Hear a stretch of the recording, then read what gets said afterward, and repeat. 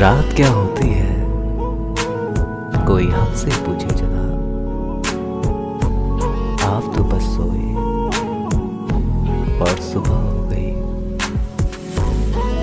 تمام دکھ دیکھ کر زمانے بھر کے ایک وقت ایسا آیا کہ ہمیں اپنے سکھ پر شرم آنے لگی، کسی کے پاس آنے سے بھی ڈر لگتا ہے اب صاحب۔ بہت نزدیک سے دیکھا ہے کسی کو خود سے دور جاتے ہوئے، کوئی دور چلا جائے تو اس کی تلاش میں مت نکلتا،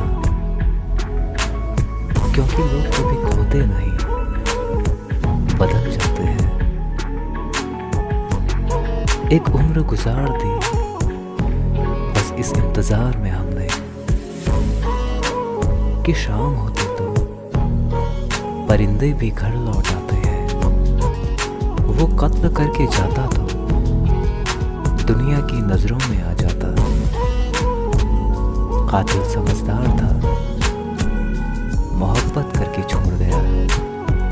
برسات گری اور کانوں میں اتنا کہہ گئی کہ گرمی کسی کی بھی ہو ہمیشہ نہیں رہتی، یوں ہی نہیں ملتے دھوکے۔